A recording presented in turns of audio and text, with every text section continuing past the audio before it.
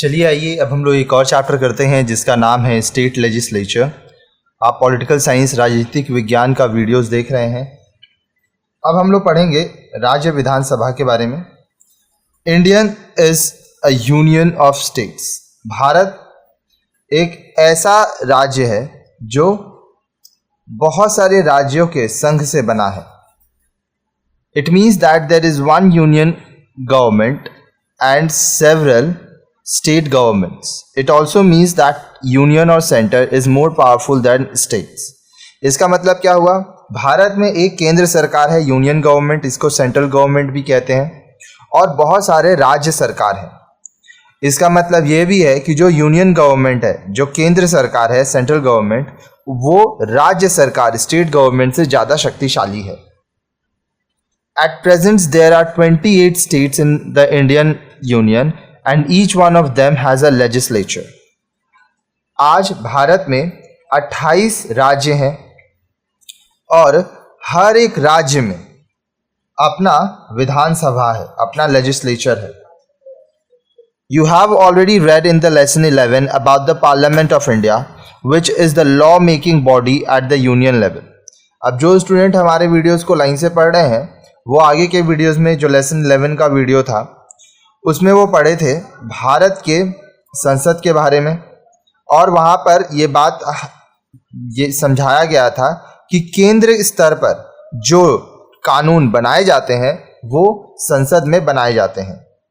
The state legislature is a law making body at the state level. अब जो राज्य विधानसभा है वो राज्य स्तर पर कानून बनाती है। In this lesson, you will read about the composition of state legislature, qualification and election of their members, powers and functions of the legislature, and comparison of the powers of the two houses of the legislature. अब इस chapter में आप क्या पढ़ेंगे? इस chapter में आप पढ़ेंगे कि राज्य विधानसभा स्टेट लेजिस्लेचर ये कैसे बनाया जाता है। अगर आपको राज्य विधानसभा राज्य विधानमंडल का सदस्य बनना है तो आपकी क्या योग्यता होनी चाहिए, इसका चुनाव इलेक्शन कैसे होता है, साथ ही साथ जो लेजिस्लेचर है उसका कार्य क्या है और उसकी शक्तियां क्या है, साथ ही साथ जो टू हाउसेज हैं उसमें जो शक्तियां हैं उनका हम लोग कंपैरिजन भी करेंगे, तुलना भी करेंगे। अब देखिए हर एक चैप्टर जो हम लोग स्टार्ट करते हैं उसको पढ़ने का हमारा कुछ उद्देश्य होता है। तो आइए देखते हैं कि ये जो चैप्टर है स्टेट लेजिस्लेचर, इसको पढ़ने का हमारा ऑब्जेक्टिव उद्देश्य क्या है। After starting this lesson, you will be able to, अब ये पार्ट पढ़ने के बाद आप क्या कर पाएंगे? Describe the composition of Vidhan Sabha and विधान परिषद। अब देखिए विधानसभा और विधान परिषद ये किस तरह से बनाया जाता है, इसकी रचना कैसे होती है। कॉम्पोजिशन करना मतलब रचना करना, बनाना। Recall the qualification of the members of legislature। अब विधानसभा विधानमंडल के जो सदस्य होते हैं उनकी क्या क्या योग्यताएं होती हैं उसके बारे में आप पढ़ेंगे। Explain powers and functions of state legislature. राज्य विधानसभा या राज्य विधानमंडल की क्या क्या शक्तियां होती हैं और क्या क्या कार्य होते हैं इनके बारे में आप पढ़ेंगे। Examine relationship between both the houses. अब जो दोनों सभाएं हैं उनके बीच में क्या संबंध है आप ये देखेंगे। Highlight the Vidhan Sabha is more powerful than Vidhan Parishad. आप ये बात समझेंगे कि जो विधानसभा है उसके पास विधान परिषद से ज़्यादा शक्तियां हैं। ठीक है, तो अब जो आगे आप वीडियोस पढ़ेंगे वो ये सारे टॉपिक जो स्टेट लेजिस्लेचर का है उससे रिलेटेड होंगी, राज्य विधानसभा राज्य विधानमंडल से रिलेटेड होंगी, और आप पूरा पढ़ेंगे डिटेल में कि ये कैसे होता है। अब देखिए हमारे जो वीडियोस हैं वो हर एक स्तर के लिए होते हैं, क्योंकि हमारा जो वीडियोस है वो बहुत सारे बुक्स को मिला के हम लोग बनाते हैं ताकि जो बच्चा स्कूल लेवल में पढ़ रहा हो, कॉलेज लेवल में पढ़ रहा हो, सबको ये काम आ सके। साथ ही साथ अगर आप कंपटीशन का भी पढ़ाई कर रहे हैं तो देखिए इन डिटेल नॉलेज जो कि यूपीएससी या सिविल सर्विस के एग्ज़ाम देते हैं उन लोग में पॉलिटी बोल के एक सब्जेक्ट है, उसमें ये पॉलिटिकल साइंस का नॉलेज बहुत ही काम देता है। तो अब आगे के वीडियोस को पढ़िए और ये सारे टॉपिक्स को डिटेल में देखिए। 14.1 composition of the state legislature. अब राज्य विधानसभा या राज्य विधानमंडल को कैसे बनाया जाता है, उसकी रचना कैसे होती है। In most of the states, the legislature consists of the governor and the legislative assembly Vidhan Sabha. बहुत सारे राज्यों में जो विधानसभा है, ठीक है, उसमें राज्यपाल होते हैं और लेजिस्लेटिव असेंबली होता है, ठीक है, जिसको विधानमंडल या विधानसभा कहते हैं। This means that the state have a unicameral legislature. अब इसका मतलब क्या हुआ कि जो राज्य है उसके पास जो सभा है, ठीक है, वो एक सदन है। In a few states, there are two houses of the legislature, namely Legislative Assembly Vidhan Sabha and Legislative Council Vidhan Parishad, besides the governor. अब कुछ ऐसे भी राज्य हैं जहां पे दो हाउसेस हैं, ठीक है, एक विधानसभा लेजिस्लेटिव असेंबली, दूसरा लेजिस्लेटिव काउंसिल विधान परिषद। विधानसभा को विधानमंडल भी कहा जाता है राज्यपाल के साथ। Where there are two houses, the legislature is known as bicameral. अब देखिए जहां पर एक है, ठीक है, वहां पे यूनिकैमरल, जहां पर दो है वहां पे bicameral. 5 states have the bicameral legislature. 5 ऐसे राज्य हैं जहां पे दो हाउस है, विधानसभा और विधान परिषद दोनों है। The legislative assembly is known as lower house और पॉपुलर हाउस। अब जो लेजिस्लेटिव असेंबली है विधानसभा, उसको लोअर हाउस या पॉपुलर हाउस कहा जाता है। The legislative council Vidhan Parishad is known as the upper house. विधान परिषद जिसको लेजिस्लेटिव काउंसिल कहते हैं उसको अपर हाउस कहा जाता है। Just as Lok Sabha has been made powerful at the union level, the legislative assembly has been made powerful body in the state. जैसे कि आप आगे के वीडियोस में पढ़े थे, केंद्रीय स्तर पर यूनियन लेवल में लोकसभा जो है वो ज़्यादा ताकतवर होती है, उसी तरह से राज्य स्तर पर जो विधानसभा है लेजिस्लेटिव असेंबली, उसके पास ज़्यादा शक्तियां होती हैं। 14.1.1 लेजिस्लेटिव असेंबली विधानसभा। आइए अब हम लोग विधानसभा लेजिस्लेटिव असेंबली के बारे में पढ़ें। There is a legislative assembly Vidhan Sabha in every state. हर एक राज्य में विधानसभा लेजिस्लेटिव असेंबली होती है। It represents the people of the state. यह राज्य के जो नागरिक हैं उनको रिप्रेजेंट करती है। The members of the Vidhan Sabha are directly elected by the people on the basis of universal adult franchise. अब जो विधानसभा के सदस्य होते हैं उनको उसी राज्य के जो लोग हैं वह चुनाव द्वारा वोटिंग करके चुनते हैं, ठीक है। वोटिंग करना मतलब अपना मत देना। यूनिवर्सल अडल्ट फ्रेंचाइजी मतलब क्या होता है कि वही व्यक्ति वोटिंग कर दे सकता है चुनाव में जो 18 साल का कम से कम हो। जो 18 साल से नीचे के हैं वो वोट नहीं दे सकते हैं। साथ ही साथ आपको उसी राज्य का नागरिक होना पड़ेगा। They are directly elected by all adult citizens registered as voter in the state. अब एक और चीज़ है, मान लीजिए आप 18 साल से ऊपर के हैं लेकिन अगर आपका वोटर आईडी कार्ड नहीं है, आप रजिस्टर्ड नहीं है, तो भी आप वोट नहीं दे सकते। तो जो विधानसभा के सदस्य होते हैं, जो मंत्री होते हैं, उनको कौन चुनते हैं? वो लोग जो कि 18 साल से ऊपर हैं राज्य में और वोटर का जो लिस्ट होता है उसमें वो अपना रजिस्ट्रेशन करवाए हुए हैं। All men and women who are 18 years of age and above are eligible to be included in the voters list. सभी पुरुष और महिलाएं जो 18 साल से ऊपर जिनका उम्र है वो अपने आप को वोटर्स लिस्ट में शामिल कर सकते हैं। They vote to elect members of the state assembly.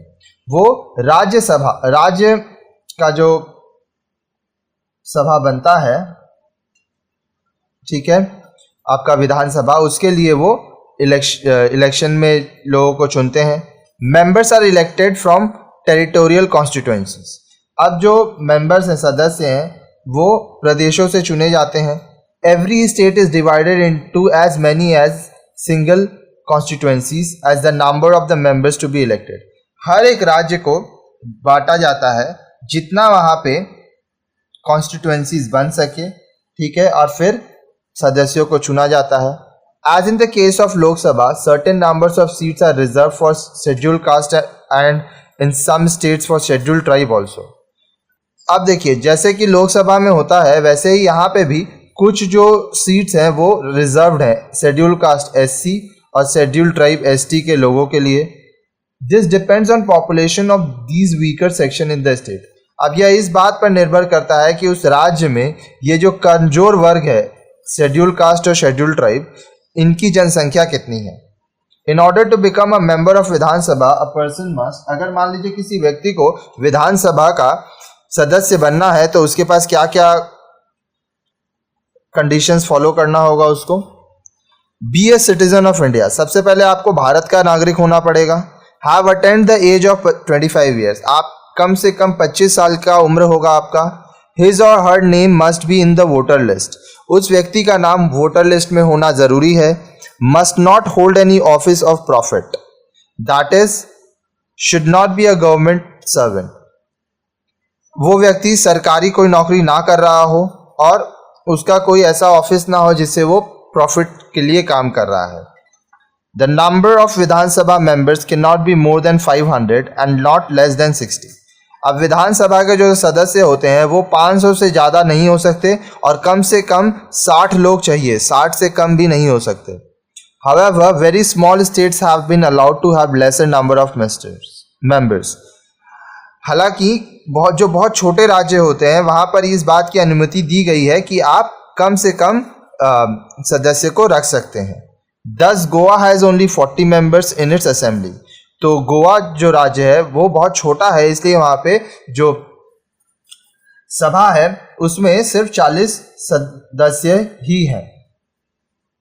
Uttar Pradesh is a big state even after the creation of Uttaranchal from this state in 2002 has 403 seats in the assembly.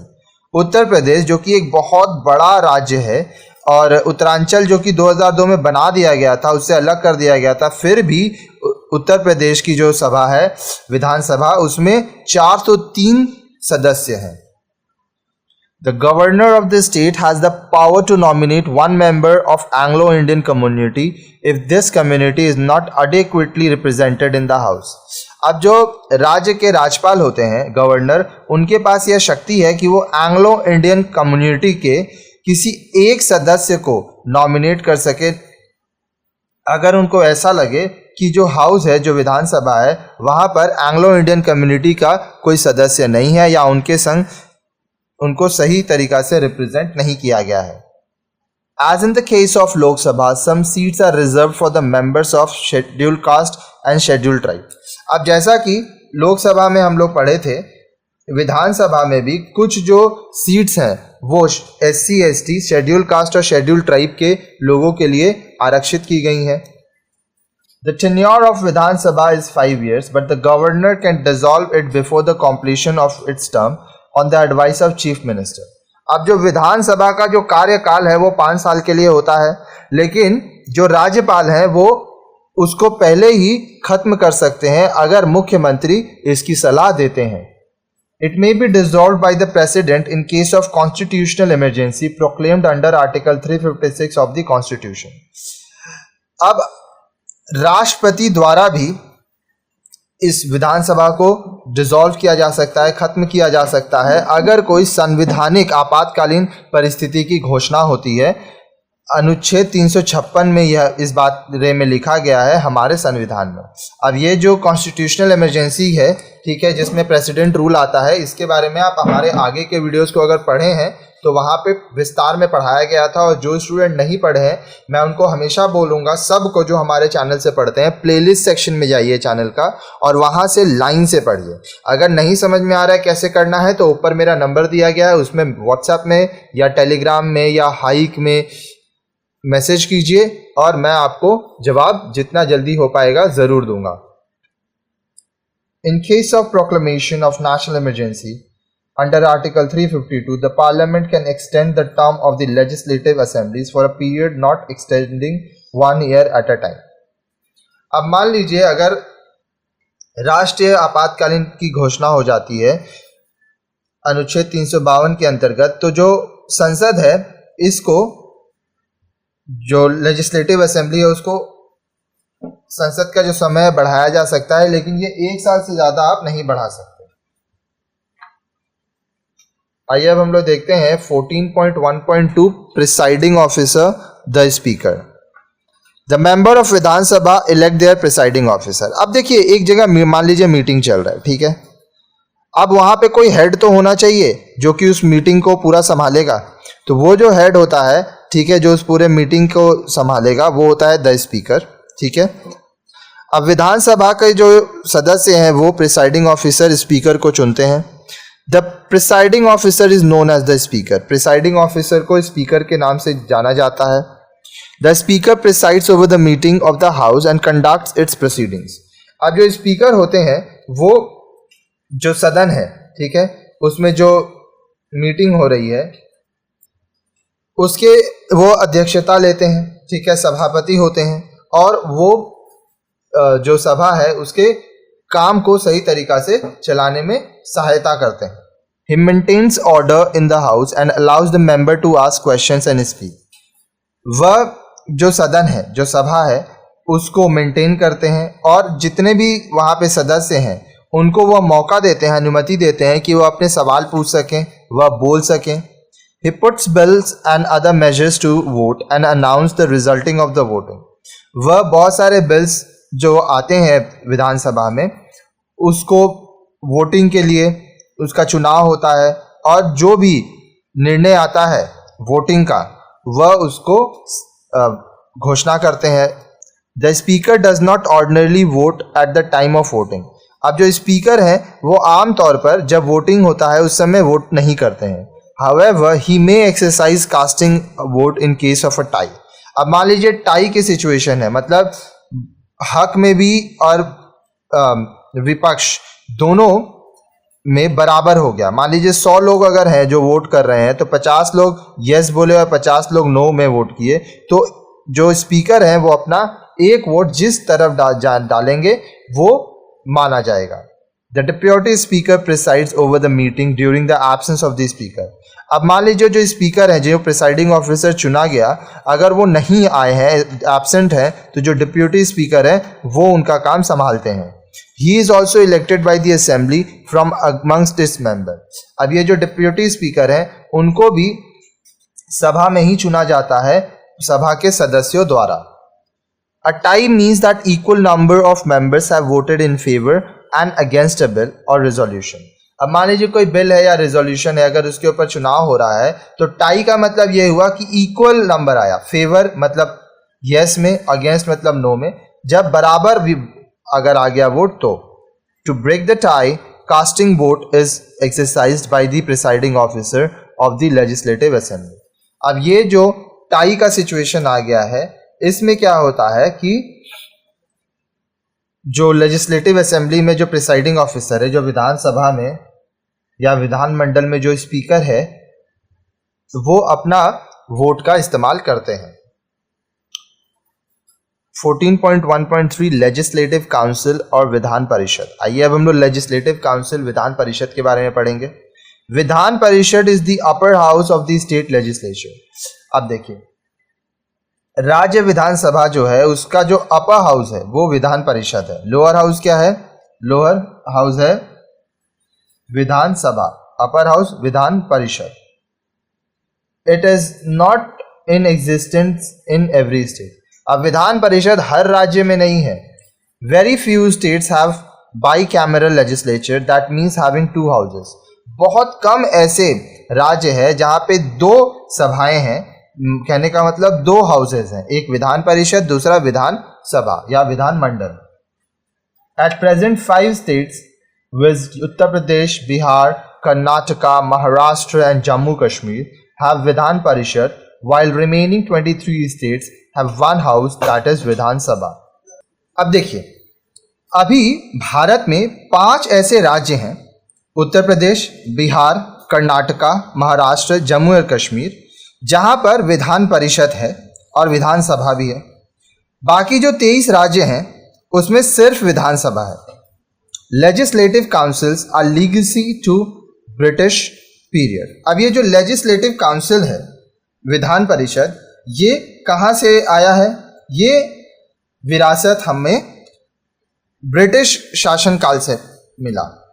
The parliament can create Vidhan Parishad in a state where it does not exist if the legislative assembly of the state passes a resolution to this effect by a majority of the total membership of the assembly and a majority of not less than 2/3 of the members of the assembly present and voting, and sends the resolution to the parliament.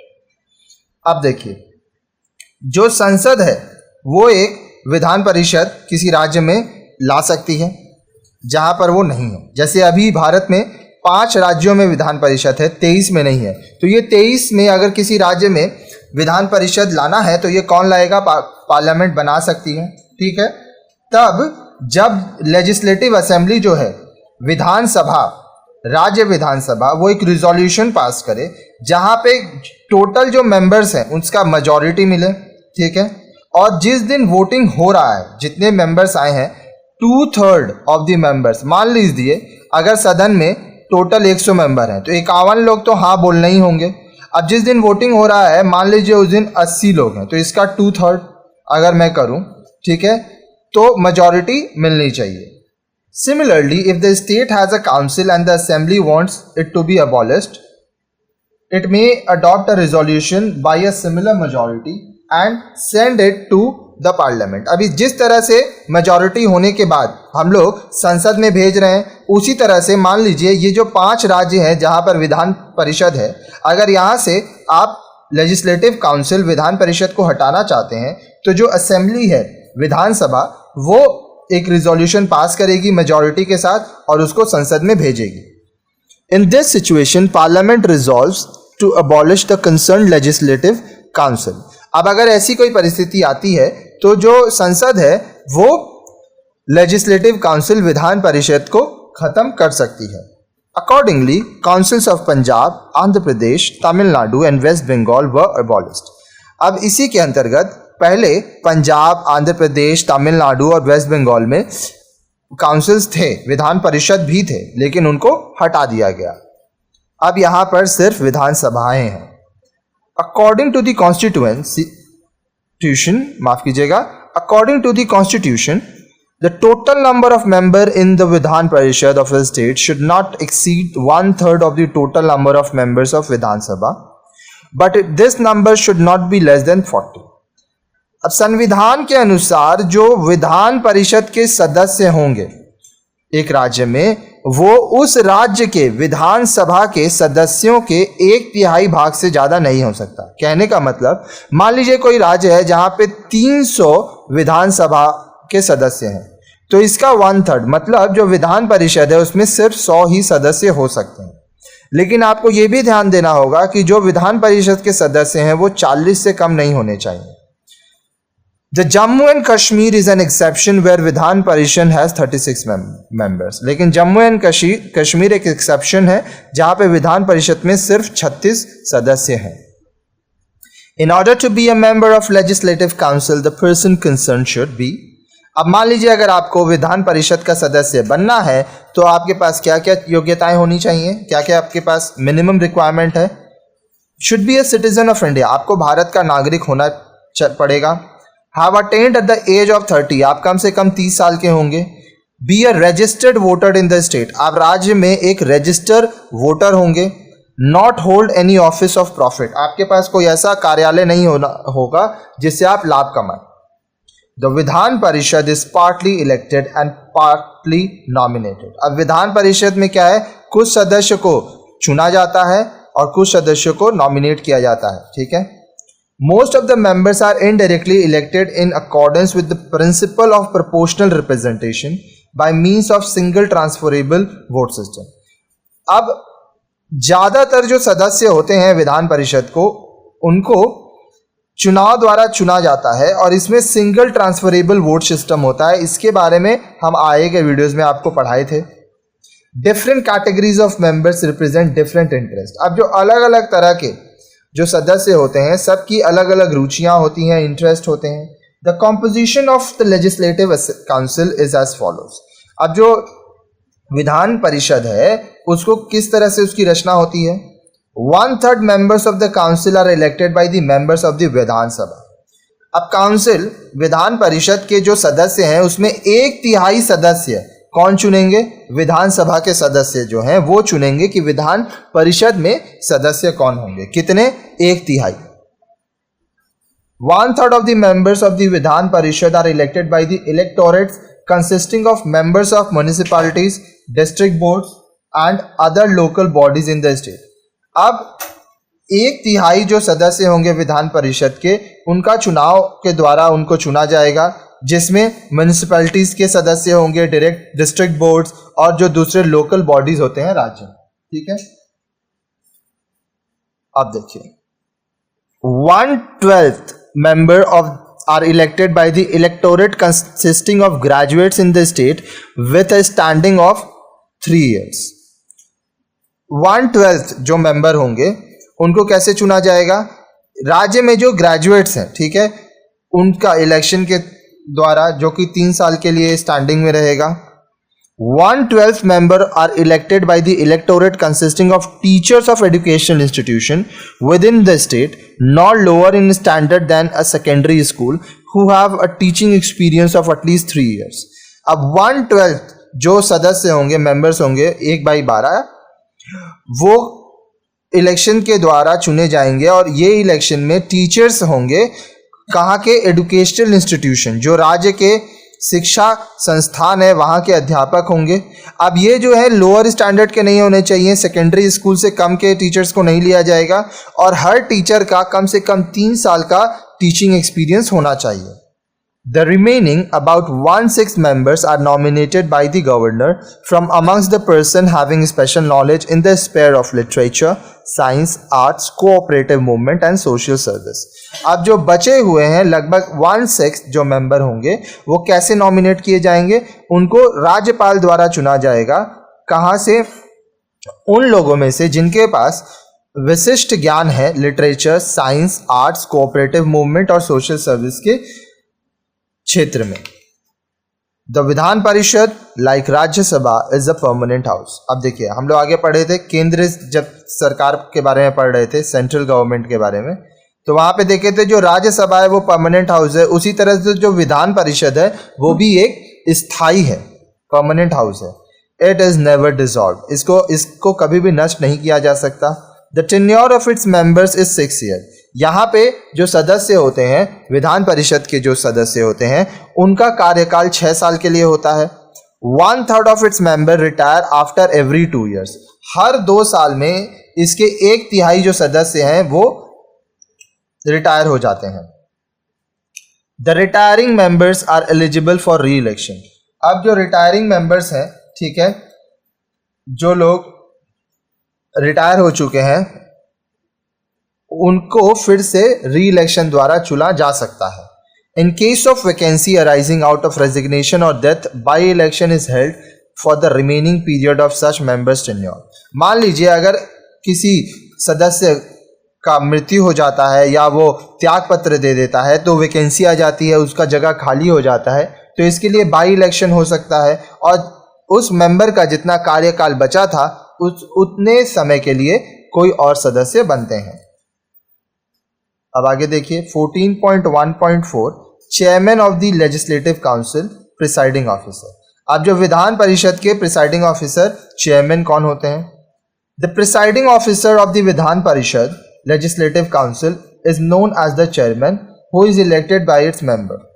अब देखिए, हर एक सभा में, चाहे वो विधानसभा हो, चाहे विधान परिषद हो, चाहे विधान मंडल हो, चाहे राज्यसभा हो, चाहे लोकसभा हो, उसके जो सदस्य हैं वही चुनते हैं कि चेयरमैन कौन होंगे, प्रिसाइडिंग ऑफिसर कौन होंगे। The business of Vidhan Parishad is conducted by the chairman. अब विधान परिषद में जो भी काम होता है उसको कौन करवाते हैं? वहां के चेयरमैन करवाते हैं। He presides over the meetings and maintains discipline and order in the house. वह जितने भी मीटिंग्स होते हैं वो उसको करवाते हैं, मीटिंग करवाते हैं, साथ ही साथ जो हाउस है उसमें डिसिप्लिन एंड ऑर्डर मेंटेन करते हैं ताकि काम सही तरीके से हो पाए। In addition to his vote a member to vote as a member, he can exercise his casting vote in case of a tie. अब देखिए, वो तभी अपने मत का, अपने वोट का इस्तेमाल करते हैं एक सदस्य के रूप में जब किसी बिल पर या किसी रिजोल्यूशन पर टाई किस परिस्थिति आ जाती है? In his absence deputy chairman is presides over the house. जब वो नहीं रहते हैं तो उस समय जो डिप्यूटी चेयरमैन है वो हाउस का काम देखते हैं। He is also elected by the members of the parishad from amongst themselves. अब उनको जो डिप्यूटी चेयरमैन है उनको भी कौन चुनते हैं? जो लेजिस्लेटिव काउंसिल है, विधान परिषद के ही सदस्य अपने में ही से। आगे देखिए 14.1.5 sessions of the state legislature. अब जो राज्य विधानसभा या विधान मंडल होता है उनका सेशन कब होता है? The state legislature meets at least twice a year and the interval between two session can not be more than 6 months। अब जो राज्य विधानसभा के सदस्य होते हैं वो साल में कम से कम 2 बार मिलते ही हैं, और ये जो दोनों बार मिलने के बीच का जो अंतर होता है वह 6 महीने से ज़्यादा का नहीं होना चाहिए। The governor summons and produce the session of state legislature. अब जो राज्यपाल हैं वो राज्य विधानसभा को समन भेज सकते हैं, ठीक है, उनको नोटिस दे सकते हैं, जो सेशन चल रहा है उसको स्थगित कर सकते हैं।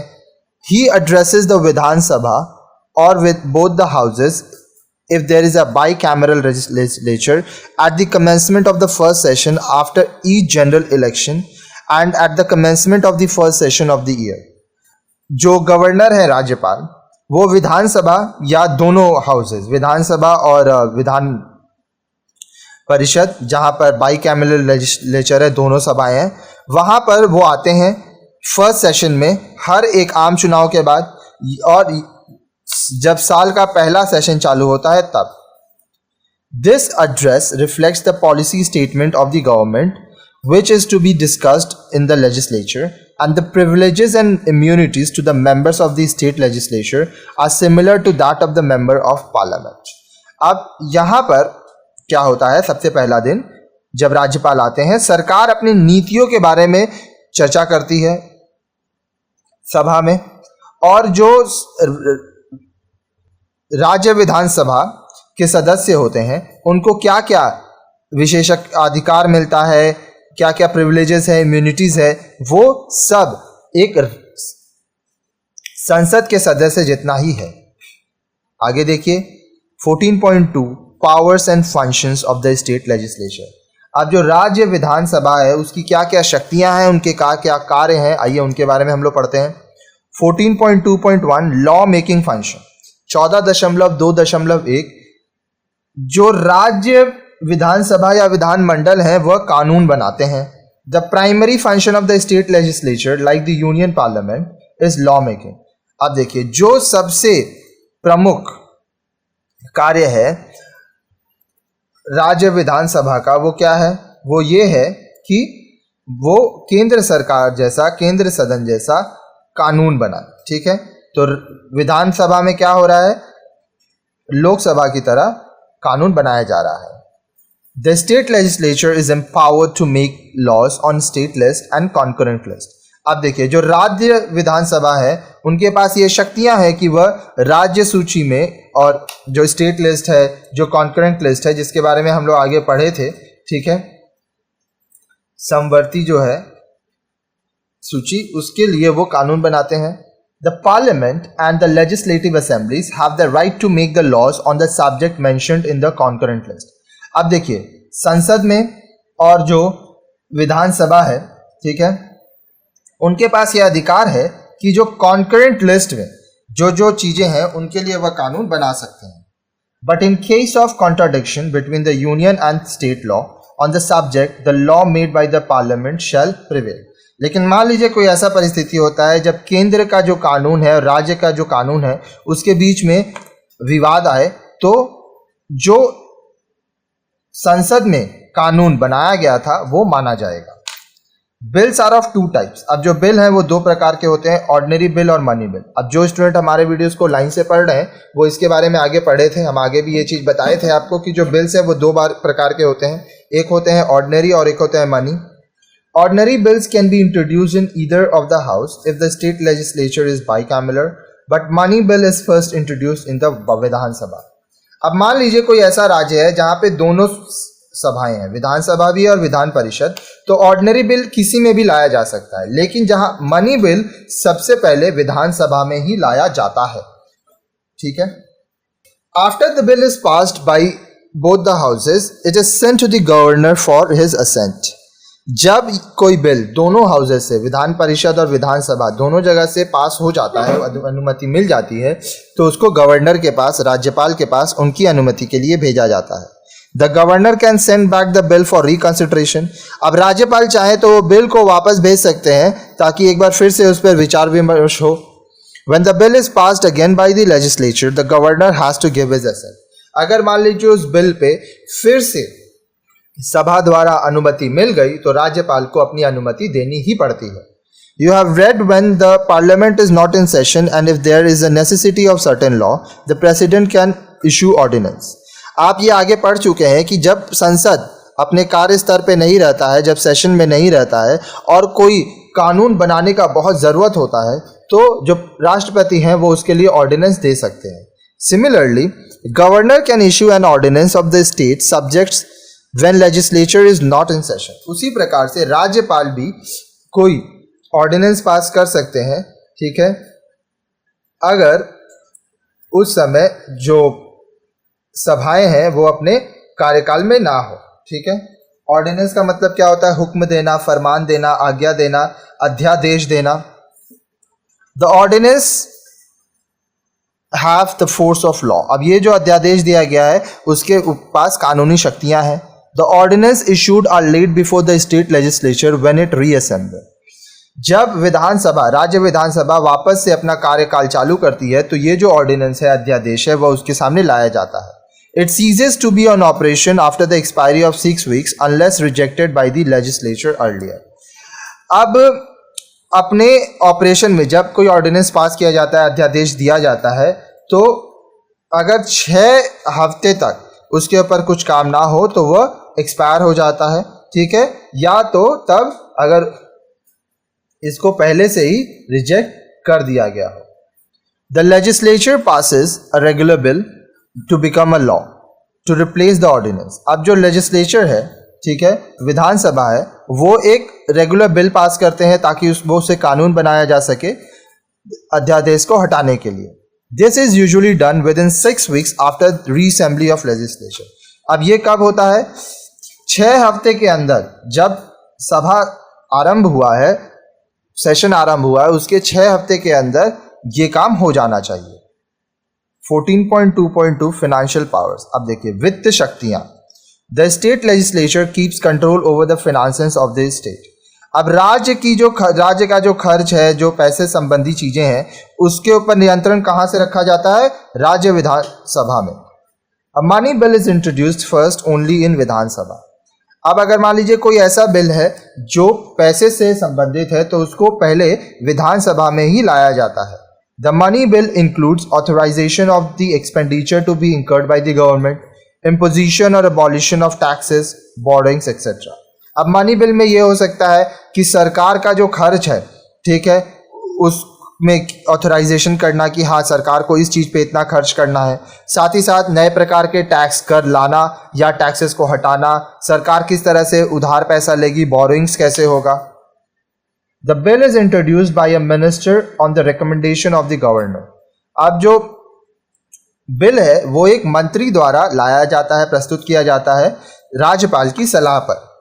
The money bill can not be introduced by a private member. अब जो मनी बिल है वो एक प्राइवेट मेंबर के द्वारा प्रस्तावित नहीं किया जा सकता। The speaker of the Vidhan Sabha certifies that a particular bill is a money bill. अब जो विधानसभा के स्पीकर होते हैं वो इस बात का सर्टिफाई करते हैं कि कोई बिल मनी बिल है या नहीं है। After a money bill is passed by the Vidhan Sabha, it is sent to the Vidhan Parishad. एक बार जब मनी बिल विधानसभा में पास हो जाता है तब उसको विधान परिषद में भेजा जाता है। It has to return this bill within 14 days with or without its recommendation। अब विधान परिषद को इस बिल को 14 दिन के अंदर अपने किसी सलाह के साथ या अपने किसी सलाह के बिना वापस करना पड़ता है। The Vidhan Sabha may either accept or reject its recommendation। अब जो विधानसभा है वो चाहे तो सलाह को मान भी सकता है या उसको खारिज भी कर सकता है। The bill is deemed to have been passed by both the house. अब जो बिल है वो दोनों ही सभाओं से, विधानसभा और विधान परिषद दोनों जगह से ही इसकी अनुमति मिलनी चाहिए, इसको बहुमत मिलना चाहिए। After this stage the bill is sent to the governor for his assent. अब जब ये पड़ाव हो जाता है तो इस बिल को राज्यपाल के पास भेजा जाता है उनकी अनुमति के लिए। The governor can not withhold his assent as money bills are introduced with prior approval. अब जो राज्यपाल हैं वो उनको अनुमति देना पड़ता है, वो अनुमति देने से मना नहीं कर सकते, क्योंकि कोई भी जो मनी बिल है वो पहले राज्यपाल का उस पर अप्रूवल लिया जा चुका होता है, वो पहले से अनुमति दे चुके होते हैं। चलिए आइए अब हम लोग देखते हैं 14.2.3 कंट्रोल ओवर द एग्जीक्यूटिव। अब जो कार्यकारी अधिकारी हैं उनके ऊपर नियंत्रण। Like the union legislature the state legislature keeps control over the executive. अब देखिए, जो केंद्र मंडल है उसी तरह से जो राज्य विधान मंडल है, विधानसभा, वो अपने कार्यकारी अधिकारी के ऊपर नियंत्रण रखते हैं। The council of minister is responsible to Vidhan Sabha collectively and remains in the office so long as it enjoys the confidence of the विधानसभा। अब देखिए, जो काउंसिल ऑफ मिनिस्टर्स है, जो मंत्रिमंडल के लोग हैं, वही तो लोग हैं एग्जीक्यूटिव, वही तो कार्य कर रहे हैं। तो विधानसभा में वो अपने कार्यों के लिए सब एक साथ उत्तरदायी होते हैं, और जब तक विधानसभा में मंत्रियों के पास, उस सरकार के पास बहुमत रहती है, तब तक वो अपने शक्तियों का इस्तेमाल कर सकते हैं, वो मंत्रिमंडल में मंत्री रहते हैं। The council is removed if the Vidhan Sabha adopts a vote of no confidence and when it rejects a government bill। अब देखिए, जो काउंसिल है, जो मंत्रिमंडल है, उनको हटा दिया जाता है अगर विधानसभा में उनके खिलाफ, जो सरकार है उसके खिलाफ अविश्वास प्रस्ताव लाया जाए और सरकार अपनी बहुमत को साबित ना कर पाए। साथ ही साथ अगर सरकार जो है राज्य विधानमंडल या विधानसभा में, वो अगर किसी सरकारी बिल को रिजेक्ट करती है तो भी उसके मंत्रिमंडल को, काउंसिल को हटाया जा सकता है। In addition to the no confidence motion, the legislature keeps checks on the government by asking questions and supplementary questions, moving adjournment motions and calling attention notice। इसके साथ साथ अब देखिए, जो यहाँ पे नो कॉन्फिडेंस मोशन है, अविश्वास प्रस्ताव की जो बात है, जो लेजिस्लेचर है, विधानसभा, वो सरकार के कार्य को चेक कर सकती है, उनसे सवाल कर सकती है कि उनका कार्य क्या है, उनकी योजनाएं कैसे चल रही हैं, वो बहुत सारे मोशंस ला सकती है, वो अटेंशन नोटिस ला सकती है। तो बहुत तरीका होता है जिससे जो सरकार का काम है, जो मंत्रिमंडल है, जिन लोगों को चुना गया है, ऐसा नहीं है कि सिर्फ चुना गया है तो अपने मन से कुछ भी कर ले। अगर उनको चुना गया है तो वो उत्तरदायी होते हैं, उनसे जो सवाल पूछा जाएगा उसको, उन लोगों को उसका जवाब देना पड़ेगा। चलिए आइए अब हम लोग पढ़ते हैं 14.2.4 इलेक्टोरल फंक्शंस। अब जो चुनावी समारोह होता है, इलेक्टोरल फंक्शंस, उसके बारे में हम लोग पढ़ेंगे। The elected members of the Vidhan Sabha are members of the Electoral College for the election of the President of India। अब विधान सभा के जो सदस्य चुने जाते हैं वो इलेक्टोरल कॉलेज, चुनाव मंडल के सदस्य होते हैं, और ये सभी मिलकर भारत के राष्ट्रपति का चुनाव करते हैं। ठीक है। Thus they have say in the election of the President of the Republic। See lesson number 10। अब जो स्टूडेंट हमारे वीडियोस को लाइन से पढ़ रहे हैं वो प्रेसिडेंट के ऊपर जो हमारा चैप्टर था, जो टॉपिक्स थे, वो आगे पढ़ चुके हैं। ठीक है। तो हम लोग को पता चलता है कि विधानसभा के जो सदस्य हैं वो राष्ट्रपति के चुनने में उनका महत्व होता है। The members of the Vidhan Sabha are also elect members of the Rajya Sabha from their respective states. अब जो विधानसभा के सदस्य होते हैं वह राज्यसभा के भी सदस्य होते हैं अपने अपने राज्यों से।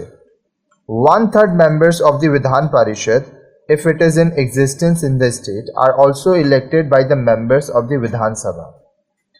अब जिस राज्य में विधान परिषद है वहाँ के 1/3 जो सदस्य होते हैं विधान परिषद के, उनको भी विधानसभा के सदस्यों द्वारा चुना जाता है।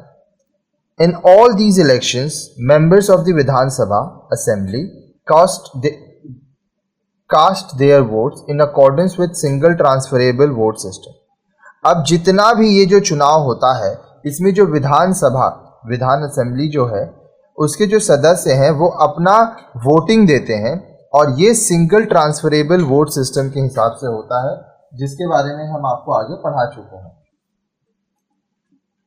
फिर है 14.2.5 कॉन्स्टिट्यूशनल फंक्शन। अब संवैधानिक कार्य समारोह क्या है? You have learned about the procedure of amendment of the constitution. अब जो स्टूडेंट वीडियो को लाइन से देख रहे हैं हमारे प्लेलिस्ट से, वो आगे पढ़े थे कि संविधान में किस तरह से संशोधन किया जा सकता है। An amendment requires a special majority of each house of the parliament and ratification by not less than half of the state relating to federal subject. अब देखिए, जब भी कोई अमेंडमेंट की ज़रूरत होती है, कोई आपको मान लीजिए संशोधन करना है, कोई बदलाव करना है, तो इसके लिए एक स्पेशल मेजॉरिटी होनी चाहिए हाउस की, ठीक है। और ये जो राज्य है जिससे ये सब्जेक्ट रिलेट करता है, वहाँ पर भी हाफ ऑफ द स्टेट, मतलब आधा से ज़्यादा राज्य उसके समर्थन में होने चाहिए। The resolution for the ratification is passed by state legislature with simple majority. अब देखिए, रैटिफिकेशन जिसका मतलब होता है अनुमर्थन, विशोधन, ठीक है, कन्फर्मेशन जिसको कहते हैं। तो जो आपको कन्फर्मेशन मिलता है किसी रिजोल्यूशन के लिए, वो कहाँ से पास होता है? राज्य विधानसभा में एक सामान्य मेजॉरिटी होनी चाहिए। However, a constitutional amendment cannot be initiated in the state legislature.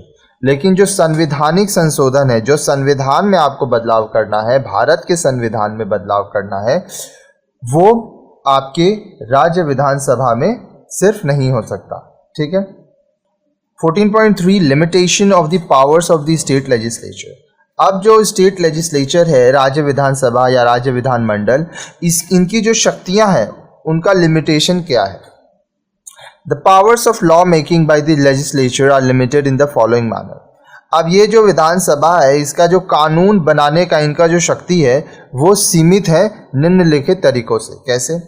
As explained above, state legislature can make a law on the subject listed in the state list and also the concurrent list. जैसा कि हम आपको आगे पढ़ा चुके हैं कि जो राज्य विधानसभा होता है वो क्या करते हैं, स्टेट लिस्ट और जो कॉन्करेंट लिस्ट के जो सब्जेक्ट्स हैं उन पर वो कानून बना सकता है। अब स्टेट लिस्ट और कॉन्करेंट लिस्ट में क्या क्या सब्जेक्ट हैं ये भी हम आपको आगे के वीडियोज़ में पढ़ा चुके हैं।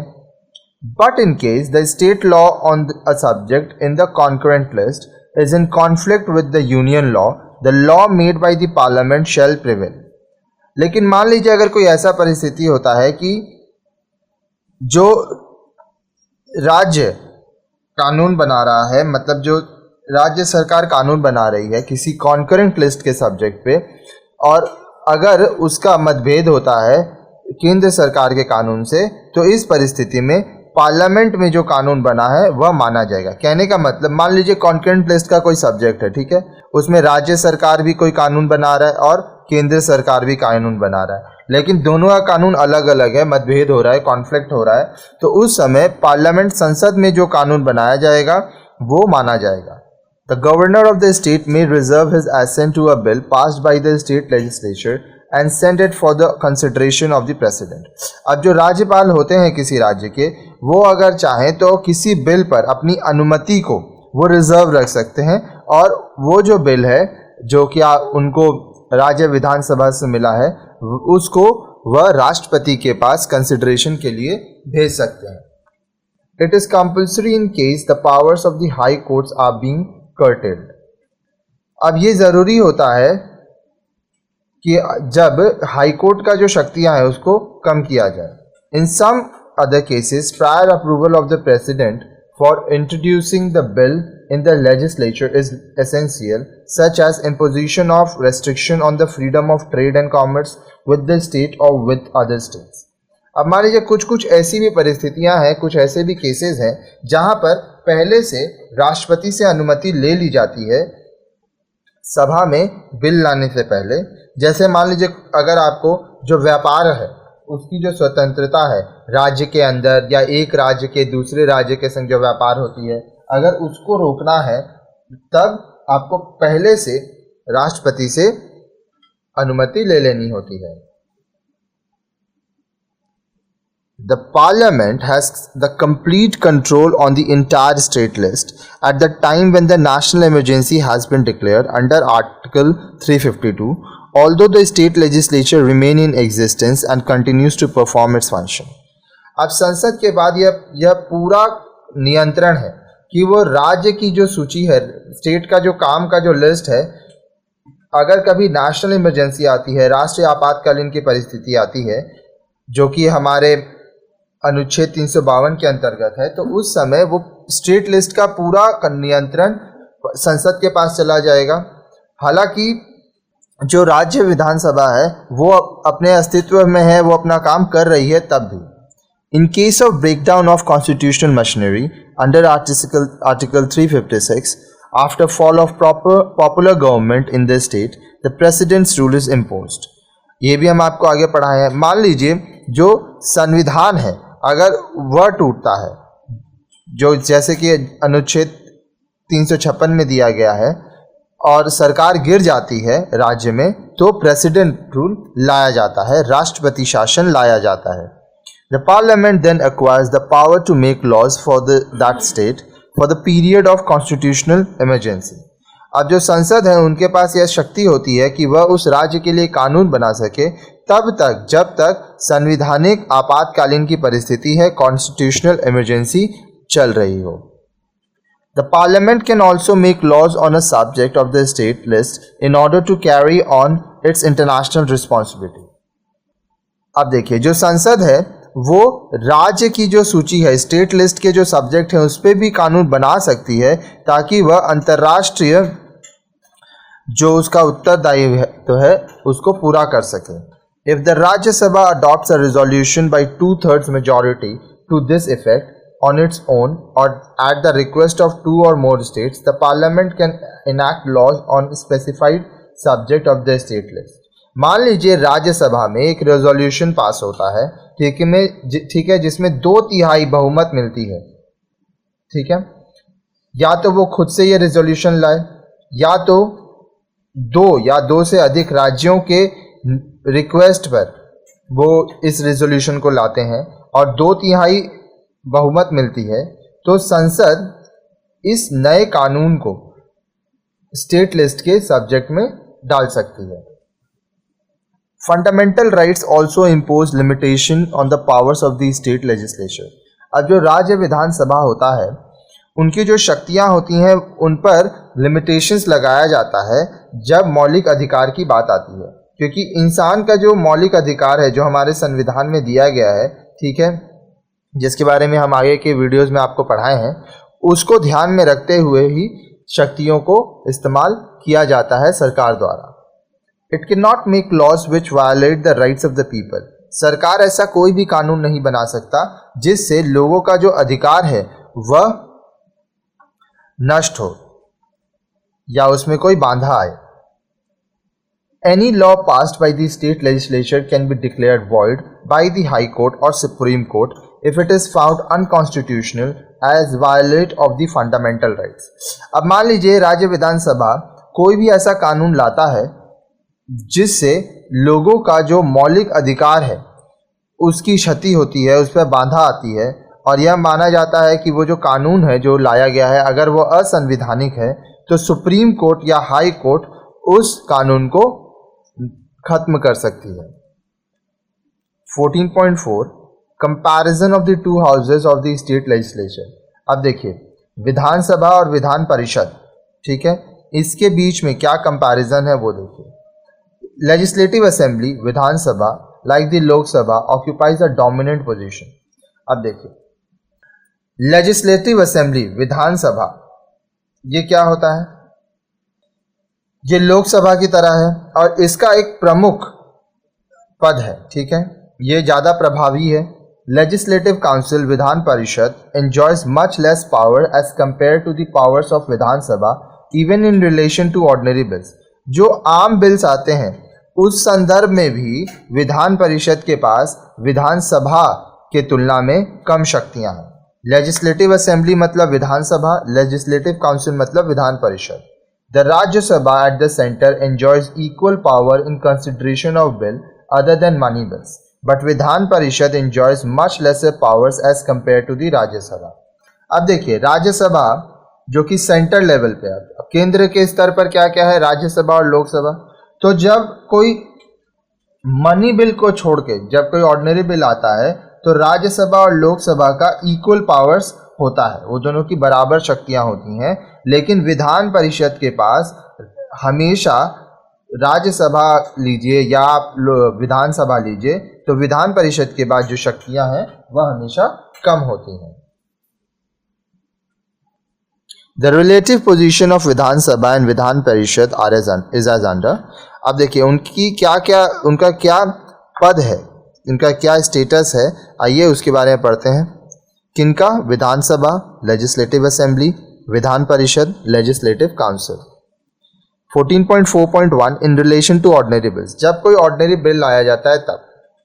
इन case of the parliament, if there is disagreement between the two houses over an ordinary bill, the president summons a joint sitting of both the houses, and if the bill is passed there by the majority of votes, the bill is taken as passed by both the houses of parliament.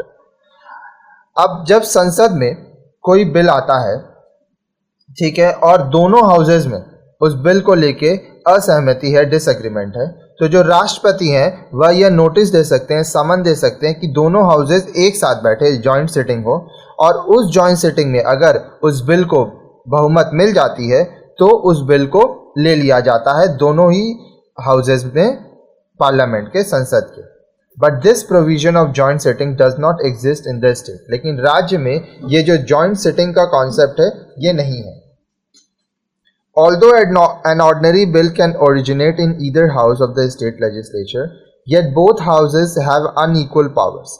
अब देखिए, जो एक ordinary bill होता है वह किसी भी house में लाया जा सकता है, राज्य विधानसभा में, लेकिन जो दोनों हाउसेस है, विधान परिषद और विधानसभा, इसके अनइक्वल पावर है, दोनों की जो शक्तियां हैं वो अलग अलग हैं। If a bill is passed in the Vidhan Sabha, it is transmitted to the Vidhan Parishad for consideration. अगर कोई बिल विधानसभा में उस अनुमति मिल जाती है उस बिल को, तो उसको विधान परिषद में कंसिडरेशन के लिए भेजा जाता है। When it is passed by Vidhan Parishad without any amendment, the bill is sent to the governor for his assent. अब मान लीजिए विधान परिषद में बिना किसी संशोधन के, बिना किसी बदलाव के अगर उस बिल को सहमति मिल जाती है तो उस बिल को राज्यपाल के पास, राज्यपाल की अनुमति के लिए भेज दिया जाता है। In case the bill is rejected by the परिषद or more than 3 months elapsed without the being passed by the परिषद, or bill is passed with amendment to which the Vidhan Sabha does not agree, the Vidhan Sabha may pass the bill again in the same or in the subsequent session. अब मान लीजिए कोई ऐसी परिस्थिति आती है कि विधान परिषद उस बिल को रिजेक्ट कर दिया, या 3 महीने हो गए लेकिन विधान परिषद उस बिल को पास ही नहीं किया, या वो जो बिल है उसमें कुछ संशोधन के साथ, बदलाव के संग उसको पास किया गया, जिससे विधानसभा अग्री नहीं हो रहा है। मतलब विधान परिषद कुछ संशोधन के साथ उसको अनुमति दिया, लेकिन विधानसभा उस संशोधन से, उस बदलाव से सहमत नहीं है। तो इस परिस्थिति में विधानसभा उस बिल को फिर से पास कर सकता है उसी सेशन में, या तो अपने आने वाले अगले सेशन में। After the bill is again sent to the Vidhan Parishad. अब इसके बाद क्या होता है, जो बिल है वो वापस से विधान परिषद के पास भेजा जाता है। If the Vidhan Parishad does not return the bill within a period of 1 month, the bill is deemed to have been passed by both the houses of the state legislature and is sent to the governor for his assent. अब मान लीजिए विधान परिषद के पास जब ये bill वापस गया, तो विधान परिषद के पास 1 महीने का समय होता है। अगर 1 महीने के अंदर उस बिल को विधान परिषद रिटर्न नहीं करता है तो यह माना जाता है कि वह बिल पास हो गया दोनों हाउसेज से, राज्य विधानसभा के और विधान परिषद के दोनों हाउसेज से, और फिर उस बिल को राज्यपाल के पास उनकी अनुमति के लिए भेज दिया जाता है। Thus the Vidhan Parishad can delay the bill for a maximum period of 4 months। तो इस तरह से क्या होता है कि जो विधान परिषद है, देखिए यहाँ पे पहले वो 3 महीना और फिर यहाँ पे वो 1 महीना, 4 महीने तक वो किसी बिल को डिले कर सकता है. On the other hand, if the bill is first passed by the Vidhan परिषद and rejected by the Vidhan सभा, the bill is rejected and can not become a law. अब मान लीजिए ऐसी कोई परिस्थिति आती है कि जो बिल है वो पहले विधान परिषद में उसको पास कर दिया गया, लेकिन बाद में विधानसभा में उसको रिजेक्ट कर दिया गया, तो वो जो बिल है वो रिजेक्ट हो जाती है, खारिज हो जाता है और कानून नहीं बन पाता है. आगे देखिए 14.4.2 in relation to money bills. अब देखिए जब मनी बिल की बात आती है तब क्या होता है. इसके आगे हम लोग ऑर्डिनरी बिल की बात पढ़े थे. Like in the Lok Sabha, money bill is introduced first in the Vidhan Sabha. अब जैसा कि लोकसभा में होता है वैसे ही मनी बिल जो है वह बिल जो पैसे से संबंधित कोई कानून की बात करती है तो वह पहले विधानसभा में लाई जाती है, लेजिस्लेटिव असेंबली में. It can not be initiated in the Vidhan Parishad. Money bill को विधान परिषद में सबसे पहले नहीं लाया जा सकता है. विधान परिषद मतलब legislative council. The speaker of the Vidhan Sabha certifies weather a particular bill is a money bill. अब जो विधानसभा के स्पीकर होते हैं, जो प्रिसाइडिंग ऑफिसर होते हैं, वह इस बात को सर्टिफाई करते हैं कि कोई बिल मनी बिल है या नहीं है. After the bill is passed in the Vidhan Sabha, it is sent to the Vidhan Parishad. जब बिल को विधानसभा में बहुमत मिल जाता है, वह वहां से उसकी अनुमति हो जाती है, तो उसको विधान परिषद में भेजा जाता है. The Vidhan Parishad gets 14 days time to consider the bill. अब विधान परिषद को 14 दिन का समय दिया जाता है ताकि वह बिल को वह मान सके या उस पर कोई एक्शन ले सके. If the Parishad passes the bill, it is sent to the governor for his assent. अगर जो परिषद है वो उस बिल को पास कर देती है तो उसको राज्यपाल के पास भेजा जाता है ताकि राज्यपाल अपनी अनुमति दे सके. If the bill is not returned by the Vidhan Parishad within 14 days, it is deemed to have been passed by the Vidhan Parishad. अब उस बिल को अगर 14 दिन के अंदर विधान परिषद रिटर्न नहीं करते हैं तो यह माना जाता है कि विधान परिषद उस बिल की अनुमति दे चुके हैं. If it suggests certain changes in the bill and sent to Vidhan Sabha, the Vidhan Sabha may or accept or reject the changes suggested by the Parishad. अब मान लीजिए विधान परिषद उस बिल को विधानसभा में भेजते हैं कुछ चेंजेस के साथ, ये सलाह देते हैं कि इसमें ये बदलाव होनी चाहिए, तो विधानसभा चाहे तो वो बदलाव को एक्सेप्ट कर भी सकता है, मान भी सकता है या रिजेक्ट भी कर सकता है जो उसको बदलाव परिषद द्वारा सजेस्ट किया गया है, सलाह दिया गया है. The bill is then sent to the governor for his assent who is bound to give his assent. उसके बाद यह जो बिल है इसको राज्यपाल के पास भेजा जाता है उनकी अनुमति के लिए, जिनको अनुमति देना ही पड़ता है. 14.4.3 कंट्रोल ओवर द एग्जीक्यूटिव. अब जो कार्यकारी अधिकारी है उनके ऊपर नियंत्रण. The council of ministers of the state is responsible to the Vidhan Sabha only and remains in the office as so long as it enjoys the confidence of the assembly Vidhan Sabha. अब जो राज्य के मंत्रिमंडल के सदस्य हैं, जो मंत्री हैं, वह विधानसभा लेजिस्लेटिव असेंबली के लिए ही उत्तरदायी हैं और वो तब तक मंत्री के रूप में कार्य करते रहते हैं जब तक उनके पास बहुमत की सरकार रहती है. विधानसभा के जितने सदस्य हैं उसमें मेजॉरिटी बहुमत उन मंत्रियों के पास रहता है. Although a member in the Vidhan Parishad can ask questions, introduce adjournment motion, calling attention notices, etc., yet the Vidhan Parishad cannot remove the government. अब देखिए जो विधान परिषद है, लेजिस्लेटिव काउंसिल, उनके जो सदस्य हैं वो भी सवाल उठा सकते हैं, वो भी काम रोको पर प्रस्ताव adjournment मोशंस ला सकते हैं, जिसको स्थगन प्रस्ताव, काम रोको प्रस्ताव कहते हैं. फिर कॉलिंग अटेंशन नोटिस ला सकते हैं, लेकिन विधान परिषद सरकार नहीं हटा सकते, सरकार नहीं गिरा सकते, लेकिन जो विधानसभा है वो सरकार गिरा सकती है. 14.4.4 इलेक्टोरल फंक्शंस. अब आइए हम लोग चुनावी समारोह के बारे में पढ़ते हैं. Only the elected member of the Vidhan Sabha are entitled to participate in the election of the President of India.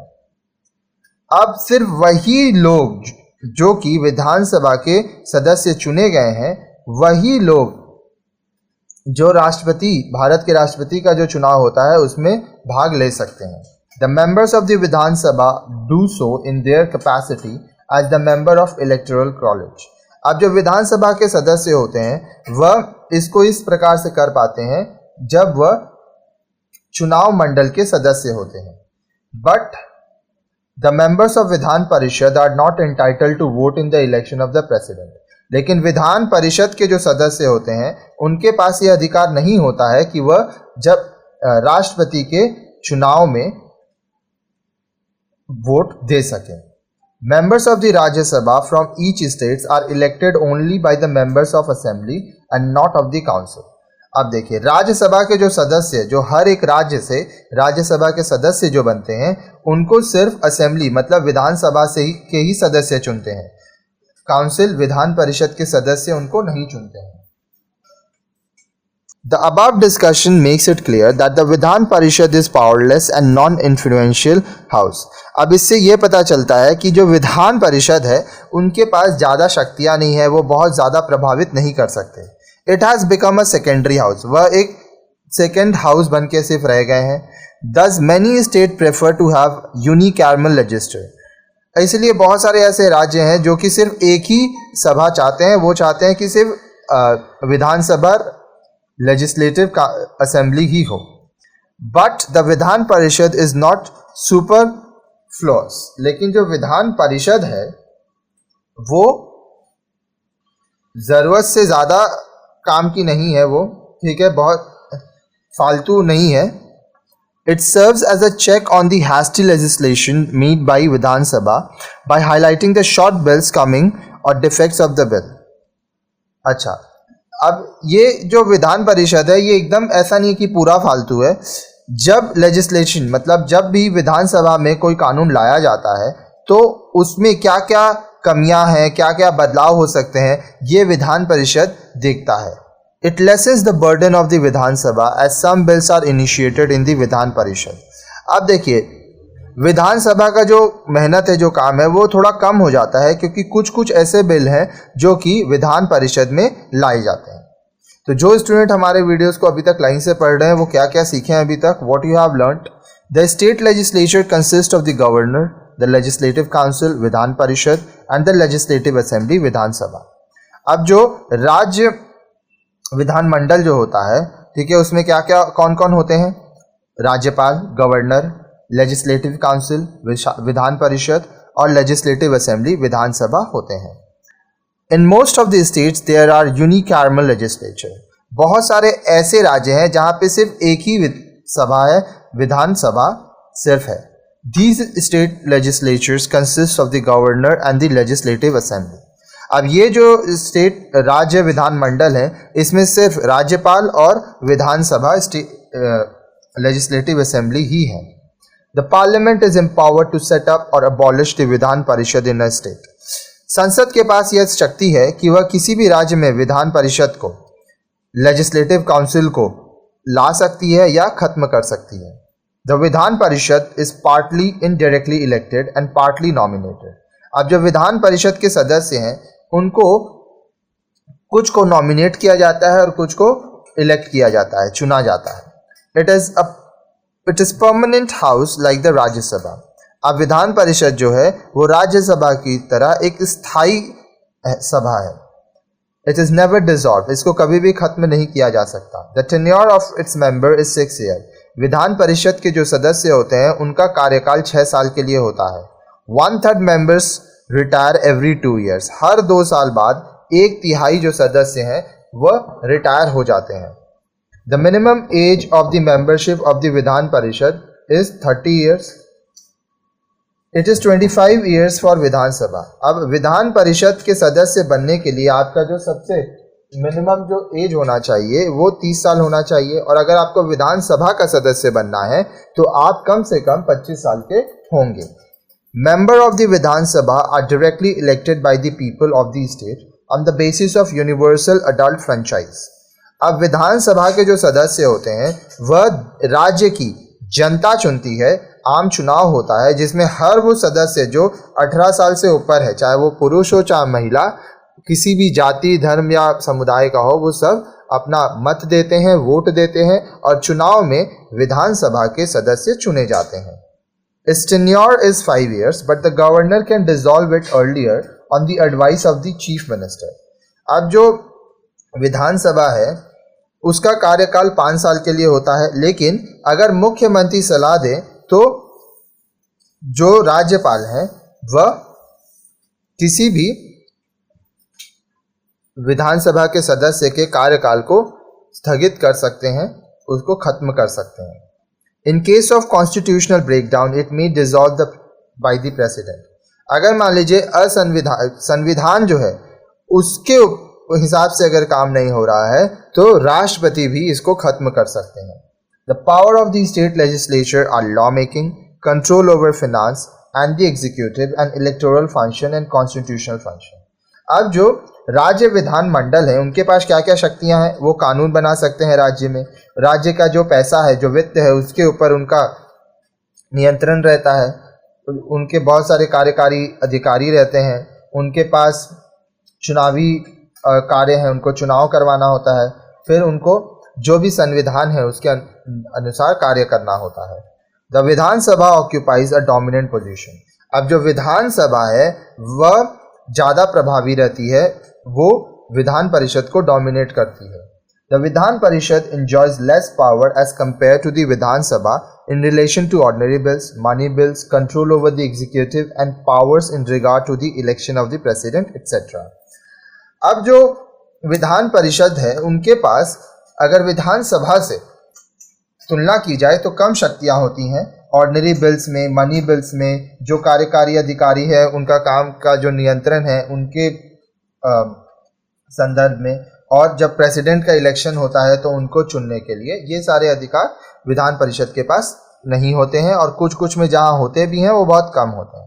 तो इस तरह से यहाँ पे ये चैप्टर भी हम लोग का कंप्लीट होता है। तो अगर आपको हमारे वीडियोस अच्छे लग रहे हैं तो वीडियोस में कमेंट किया कीजिए, जितना हो सके हमारे वीडियोस को लोगों के संग शेयर कीजिए। ऊपर मेरा व्हाट्सएप नंबर दिया है, ये देखिए एक हेल्पलाइन नंबर है, तो जो भी आपका क्वेश्चन है, अगर आपको कुछ पूछना है, मन में डाउट है, तो इसमें मैसेज कीजिए और आपको ज़रूर रिप्लाई मिलेगा। कॉल मत कीजिएगा, क्योंकि कॉल करेंगे तो बहुत बार ऐसा होता है कि कॉल रिसीव नहीं होगा। अगर आपको कुछ भी क्वेश्चन है आप मैसेज कीजिए, मैसेज का रिप्लाई आपको जल्द से जल्द दिया जाएगा। साथ ही साथ देखिए आप यहाँ पे क्या कर रहे हैं, बहुत सारा सब्जेक्ट पढ़ रहे हैं, प्लेलिस्ट सेक्शन में जाके लाइन से। तो अगर आपको हमारी वीडियो से फ़ायदा होता है तो आप हमारा फाइनेंशियल हेल्प कर सकते हैं। हमारा ऊपर जो नंबर दिया गया है 9051378712, वो पेटीएम, गूगल पे, फ़ोनपे सब जगह अवेलेबल है। तो अगर आप एज अ ट्यूशन फ़ी समझ के अगर मुझे कुछ पैसा डोनेट करना चाहते हैं तो आप ज़रूर करें। और दिल से थैंक यू हमारे वीडियो से पढ़ने के लिए। जितना हो सके हमारे वीडियोस को लोगों के संग शेयर कीजिए। Thank you.